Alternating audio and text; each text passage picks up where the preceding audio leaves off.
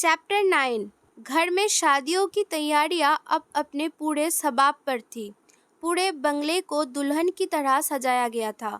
छतों से लेकर बालकनी तक गेंदे के पीले फूलों और सफ़ेद मोतियों की लड़ियां लटक रही थी। शाम होते ही पूरा घर रंग बिरंगी फेयरी लाइट्स की रोशनी से जगमगा उठता था। घर का कोना कोना मेहमानों की आवाज़ों, हंसी मजाक और शहनाई की धुनों से गूंज रहा था। इस तरफ लोग ही लोग थे। रिश्तेदार नए कपड़ों और गहनों की चमक में डूबे हुए थे। लेकिन इस आलीशान रौनक के बीच एक कोना ऐसा था जहां पूरी तरह अंधेरा था। वो कोना था हंसिनी का दिल। अब वो रोती नहीं थी। उसके आंसू पूरी तरह सूख चुके थे। पिछले कुछ दिनों में उसका साथ जो कुछ भी हुआ, सास के थप्पड़, समाज के ताने और अपनी कोख का वो अधूरा सच, उसने हंसिनी को पूरी तरह सुन कर दिया था। उसका चेहरा किसी बेजान मूर्ति की तरह हो गया था, जिसकी आंखों में अब कोई चमक नहीं बची थी। वो घर के कामों में हाथ तो बटा रही थी, लेकिन उसका शरीर सिर्फ एक जिंदा लाश की तरह चल फिर रहा था। वो दर्द को महसूस करने की क्षमता भी खो चुकी थी। आसपास आए मेहमान और दूर के रिश्तेदार उसे देखकर आपस में कानाफूसी करने से बाज नहीं आ रहे थे। एक महिला मेहमान धीमी आवाज में ताना मारते हुए बोली, देखो तो कितनी बेशर्म है। 4 साल इस घर में रही, एक बच्चा तक नहीं दे सकी। अब पति दूसरी शादी कर रहा है तो खुद भी दूसरे मर्द के साथ फेरे लेने को तैयार बैठी है। हंसिनी ने ये बातें सुनी, लेकिन उसके चेहरे पर कोई शिकन नहीं आई। वो इतनी बेजान हो चुकी थी कि इन तीखे बानों का भी उस पर कोई असर नहीं हो रहा था। दूसरी तरफ श्रेया की उत्सुकता और खुशी का कोई ठिकाना नहीं था। वो पूरे घर में रानी की तरह घूम रही थी। मेहमानों को अपनी महंगी साड़ियाँ और गहने दिखा रही थी। उसे इस बात का पूरा घमंड था कि आखिरकार वो इस घर की असली मालकिन बनने जा रही है। ऋषभ की माँ भी किसी तितली की तरह पूरे घर में चहक रही थी। उनके चेहरे की रौनक बता रही थी कि वो कितनी खुश है। वो हर मेहमान को गले लगाकर मिठाई खिला रही थी, मानो उनकी जिंदगी का सबसे बड़ा सपना पूरा हो गया हो। इस पूरे तमाशे के बीच सार्थक बिल्कुल शांत खड़ा था। वो एक कोने में खड़ा होकर सब देख रहा था। उसकी आंखें हंसिनी के उस बेजान चेहरे को भांप रही थी। वो चुप था, लेकिन उसकी इस खामोशी के पीछे एक बहुत गहरा तूफान छिपा था। वहीं ऋषभ की हालत सबसे बदतर थी। वो सोफे पर बैठा सब कुछ देख रहा था, लेकिन उसकी आंखों में एक असहनीय दर्द और एक अनजाना सा भाव तैर रहा था। वो जब भी हंसिनी को किसी मेहमान की कड़वी बातें पर चुपचाप सिर झुकाए जाते देखता, तो उसका दिल अंदर से चीख उठता था। अपनी माँ की अत्यधिक खुशी उसे किसी जहर जैसी लग रही थी। उसने अपनी माँ की जान तो बचा ली थी, लेकिन अपनी आंखों के सामने अपनी ही मोहब्बत को बेजान होते देखना उसकी रूह को हर पल मार रहा था। शादी का ये मंडप सच तो रहा था, लेकिन ये खुशियों का नहीं बल्कि अरमानों का जनाजा था। रात होते ही पूरा घर संगीत और रोशनी से सराबोर हो गया। आज मेहंदी का फंक्शन था। चारों तरफ हरे और पीले रंग के पर्दे लहरा रहे थे और ढोलों की थाप पर औरतें शादियों के गीत गा रही थी। इस रौनक के बीच सार्थक वहां मौजूद नहीं था। पुलिस की नौकरी में अचानक आई किसी इमरजेंसी ड्यूटी की वजह से उसे जाना पड़ा था। हंसिनी महफिल के एक कोने में बिल्कुल अकेली बैठी थी। ऋषभ थोड़ी दूरी पर खड़ा अपनी गहरी और दर्द भरी नज़रों से एक एक पल को खामोशी से देख रहा था। सार्थक की गैर मौजूदगी ने उसके दिल की बेचैनी को और बढ़ा दिया था। तभी दोनों दुल्हनों को मेहंदी लगाने के लिए स्टेज पर बिठाया गया। शहर की सबसे मशहूर मेहंदी आर्टिस्ट वहां आई थी। जब हंसिनी और श्रेया के हाथों में खूबसूरत और गहरे डिज़ाइंस सज चुके थे, तब मेहंदी लगाने वाली लड़की मुस्कुराई और उसने रस्म के मुताबिक एक बेहद आम सवाल पूछा। मेहंदी आर्टिस्ट, मैम डिज़ाइन पूरा हो गया है, अब जल्दी से बताइए कि आपके होने वाला पति का नाम क्या है? छुपा कर लिखना है या सीधे हथेली के बीच में सजाना है? ये सवाल सुनते ही पास बैठी श्रेया की उत्सुकता और घमंड सात पे आसमान पर पहुंच गया। उसने जानबूझकर अपनी आवाज़ को इतना लाउड किया कि पूरी महफिल सुन सके। श्रेया अत्यधिक उत्साह और चमकते चेहरे के साथ, मेरा तो बिल्कुल साफ साफ लिखना, मेरे होने वाला पति का नाम है ऋषभ। पूरी हथेली पर उनका नाम ऐसा चमकना चाहिए कि दूर से ही सबको दिख जाए। श्रेया की बातें सुनकर वहां बैठी औरतें हंसने लगी, लेकिन ऋषभ का चेहरा और कड़ा हो गया। अब उसकी नजरें हंसिनी पर टिक गई। मेहंदी आर्टिस्ट ने हंसिनी की तरफ देखा और वही सवाल दोहराया, और आपका मैम, आपका पार्टनर का नाम? हंसिनी का दिल इस सवाल पर ठहर गया। उसने अपनी पलकें उठाई और सीधे ऋषभ की तरफ देखा। कुछ सेकंड्स के लिए वक्त जैसे थम गया। उनकी नज़रें एक दूसरे में उलझ गई। ऋषभ की आंखों में बेबसी थी और हंसिनी की आंखों में 4 साल के उस रिश्ते का अंत, जो अब उसकी हथेलियों से भी मिटने जा रहा था। देखते ही देखते हंसिनी की सूनी आंख से आंसू की एक गर्म बूंद टपक कर उसके गाल पर बह गई। वो आंसू ऋषभ के दिल पर तेजाब की तरह गिरा। ऋषभ की आंखों में लगातार देखते हुए हंसिनी ने अपने दिल पर पत्थर रखा और एक गहरी सांस लेकर बहुत ही शांत लेकिन टूटती हुई आवाज में जवाब दिया, सार्थक। मेरे हाथ पर सार्थक लिख दीजिए। जैसे ही हंसिनी के मुंह से सार्थक का नाम निकला, ऋषभ के सब्र का बांध टूट गया। उसने अपनी दोनों हथेलियों को इतनी कसकर खींच लिया कि उसकी उंगलियों के पोर सफेद पड़ गए। उसके सीने में जलन का एक ऐसा भयानक लावा फटा जिसे वो संभाल नहीं पा रहा था। उसने एक बेहद गहरी और भारी सांस ली और अपनी आंखों को बहुत जोर से बंद कर लिया, मानो वो उस हकीकत को देखने से बच रहा हो। अपनी हंसिनी के हाथ पर किसी और का नाम लिखा जाना उसकी रूह का कत्ल कर रहा था। इस पूरे ड्रामे और महफिल के शोर से हंसिनी का दम घुटने लगा था। जैसे ही उसके हाथों की मेहंदी थोड़ी सूखी, वो बिना किसी को बताए चुपचाप महफिल से उठकर ऊपर छत की तरफ चल दी। रात की ठंडी और खामोश हवा ने उसका स्वागत किया। ऊपर आसमान में अनगिनत सितारे चमक रहे थे। हंसिनी बचपन से ही मानती थी कि आसमान के वो टिमटिमाते सितारे कोई और नहीं बल्कि उसके माता पिता और उसकी प्यारी दादी है, जो उसे ऊपर से देख रहे हैं। वो रेलिंग के पास जाकर खड़ी हो गई और नम आंखों से उन सितारों को निहारने लगी। हंसिनी सितारों को देखते हुए बेहद धीमी आवाज में फुसफुसाई, पापा, मम्मी, दादी, देखिए ना, आज आपकी हंसिनी कितनी अकेली हो गई है। जिस इंसान को मैंने अपनी पूरी दुनिया माना था, आज उसके सामने मुझे किसी और के नाम की मेहंदी रचानी पड़ रही है। क्या मेरी कोख का सुना होना इतनी बड़ी सजा है कि मुझसे मेरा प्यार ही छीन लिया गया? मैं बहुत थक गई हूँ, प्लीज़ मुझे अपने पास बुला लीजिए। वो सितारों से अपने दिल का हाल कह रही थी कि तभी उसे अपने पीछे किसी का मौजूदगी का एहसास हुआ। हवा में एक जानी पहचानी खुशबू घुली हुई थी। उसने धीरे से मुड़कर देखा। वहाँ कोई और नहीं बल्कि ऋषभ खड़ा था। वो अंधेरे में शांत खड़ा होकर बिना कुछ बोले बस अपनी उन भीगी और तड़पती हुई आंखों से हंसिनी को देख रहा था। छत के उस सन्नाटे में दोनों की धड़कनें साफ सुनी जा सकती थी। छत पर पसरा सन्नाटा और गहरा हो गया था। दोनों के बीच की दूरी जैसे इस खामोशी में और साफ दिखाई दे रही थी।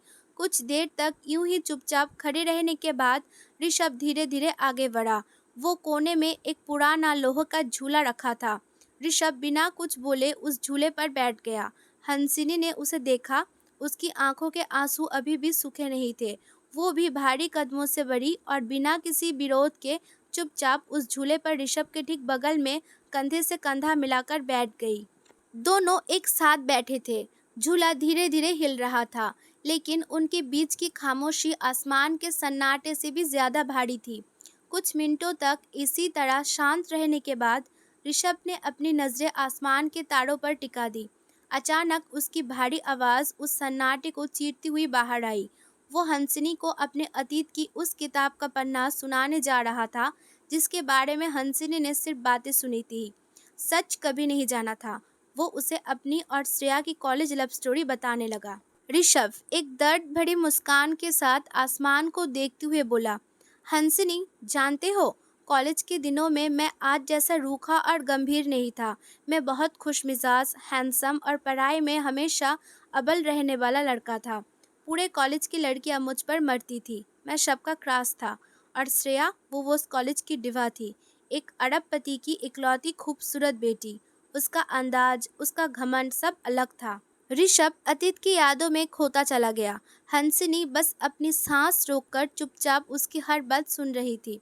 ऋषभ, हम दोनों एक ही क्लास और एक ही सेक्शन में थे। कुछ दिनों के बाद हमारी बात शुरू हुई। वो बातचीत कब गहरी दोस्ती और फिर बेपनाह मोहब्बत में बदल गई, हमें पता ही नहीं चला। वो कॉलेज के दिन बहुत खूबसूरत थे हंसनी। ऐसा लगता था जैसे दुनिया की सारी खुशियाँ हमारे कदमों में हैं। जब हमारा कॉलेज ख़त्म हुआ तो उसके ठीक 2 साल बाद श्रेया को उसके पिता की कंपनी का CEO बना दिया गया। हमने उसकी इस कामयाबी का बहुत बड़ा जश्न मनाया था। मैं उसके लिए बहुत खुश था। यहाँ आकर ऋषभ की आवाज़ थोड़ी कांपी और उसकी आंखों में पुराना दर्द उभर आया। लेकिन उसी वक्त मैं अपनी ज़िंदगी में संघर्ष कर रहा था। मेरे पास कोई पक्की नौकरी नहीं थी। मैं दिन रात सरकारी एग्ज़ाम की तैयारी में जुटा था। उधर श्रेया के परिवार वाले उस पर शादी का दबाव बना रहे थे। वो अपनी बेटी के लिए एक पूरी तरह सेटल और अमीर लड़का चाहते थे। जब उन्हें पता चला कि श्रेया मुझसे प्यार करती है तो उन्होंने साफ मना कर दिया, क्योंकि मेरे पास उस वक्त कोई नौकरी नहीं थी। उन्होंने आनन-फानन में श्रेया की शादी एक अमीर खानदान में तय कर दी। ऋषभ ने एक गहरी सांस ली, जैसे उस पुराने जख्म से आज भी खून बह रहा हो। मैं पागलों की तरह उनके घर गया था हंसनी। मैंने उनके सामने हाथ जोड़े गिड़गिड़ाया कि मुझे थोड़ा वक्त दे दो, मैं एक दिन बहुत बड़ा अफसर बनूंगा। लेकिन उन्होंने मेरी एक न सुनी। हार कर मैंने श्रेया से भी भीख मांगी। मैंने उससे कहा कि चलो हम दोनों भाग चलते हैं, हम कहीं दूर जाकर शादी कर लेंगे। लेकिन श्रेया ने साफ इनकार कर दिया। उसने अपने ऐशो आराम और परिवार के सामने मेरे प्यार को ठुकरा दिया। उस दिन मैं अंदर से पूरी तरह टूट गया था, बिखर गया था, क्योंकि मैं उससे सच में बहुत मोहब्बत करता था। झूले की करवाहट उनके दिलों तक पहुंच रही थी। हंसी ने बिना पलक झपकाए उसकी तरफ देख रही थी। श्रेया की शादी के ठीक 1 महीने बाद किस्मत ने ऐसा यू टर्न लिया कि मेरा रिजल्ट आ गया और मैं DSP की पोस्ट के लिए चुन लिया गया। उस वर्दी को पहनने के बाद मैंने खुद को पूरी तरह अपने काम में झोंक दिया। मैं दिन रात बस ड्यूटी करता रहा ताकि उस दर्द को भूल सकूं, और धीरे धीरे मेरे दिल से श्रेया की यादें धुंधली होने लगी। मैं उसे सच में भूल चुका था। लेकिन अब जब श्रेया का तलाक हो गया है तो वो वापस मेरे पास आ गई। ऋषभ ने मुड़कर सीधे हंसनी की आंखों में देखा। उसकी आंखों में एक सच्चाई थी जो वो हंसनी को दिखाना चाहता था। उसने मुझसे दोबारा रिश्ता जोड़ने की भीख मांगी, लेकिन मैंने साफ मना कर दिया। मेरे दिल में अब उसके लिए कोई जगह नहीं बची थी। जब उसने देखा कि मैं पिघल नहीं रहा हूँ तो उसने मेरी माँ को मोहरा बनाया। वो जानती थी कि माँ खानदान के वारिस के लिए कितनी पागल है, और उसने माँ को पूरी तरह अपने जाल में फंसा लिया। माँ की उस भूख हड़ताल और उनकी गिरती तबीयत के पीछे श्रेया की ही शातिर दिमाग था हंसनी। हंसिनी बिना एक शब्द बोले बहुत ही शांति से उसकी पूरी कहानी सुनती रही। उसके दिल में ऋषभ के लिए नफरत की जगह अब एक गहरा अफसोस और दर्द ले रहा था। वो समझ पा रही थी कि ऋषभ इस सारे खेल में सिर्फ एक मोहरा था, जो अपनी माँ के फर्ज और अपने अतीत के जाल में बुरी तरह फंस चुका था। ऋषभ की पूरी कहानी सुनने के बाद हंसिनी के दिल पर जमी नफरत और गुस्से की बर्फ पूरी तरह पिघल चुकी थी।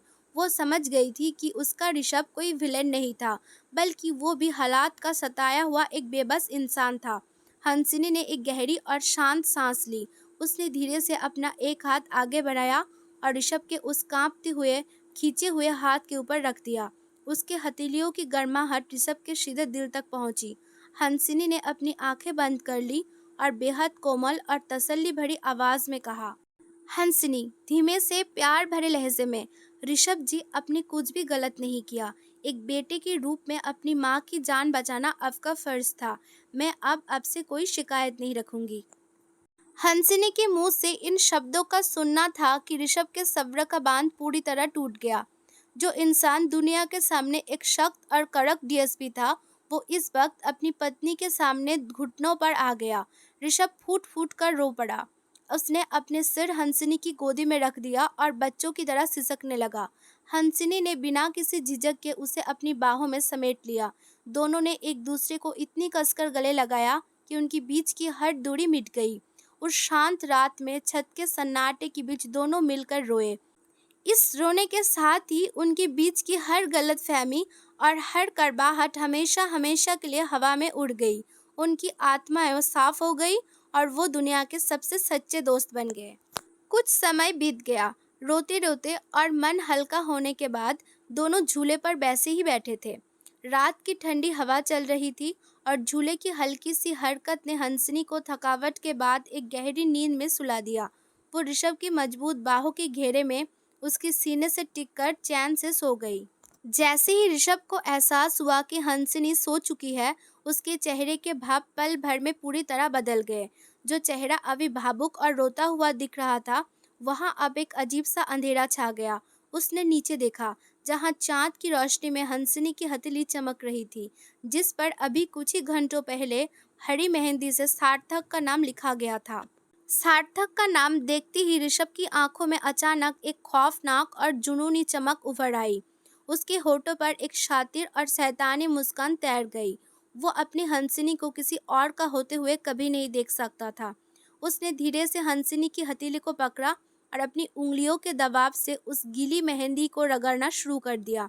उसने बड़ी बेरहमी और पागलपन से सार्थक के नाम के एक एक अक्षर को हंसिनी के हाथ से मिटाकर पूरी तरह साफ कर दिया। अब हंसिनी का हाथ फिर से कोरा हो चुका था, जैसे वो चीख चीख कर कह रहा हो कि इस पर सिर्फ ऋषभ का हक है। नाम मिटाने के बाद ऋषभ खड़ा हुआ। उसने सोई हुई हंसिनी को बहुत ही सहजता और सावधानी से अपनी बाहों में उठा लिया, बिल्कुल वैसे ही जैसे एक दूल्हा अपनी दुल्हन को ब्राइडल स्टाइल में उठाता है।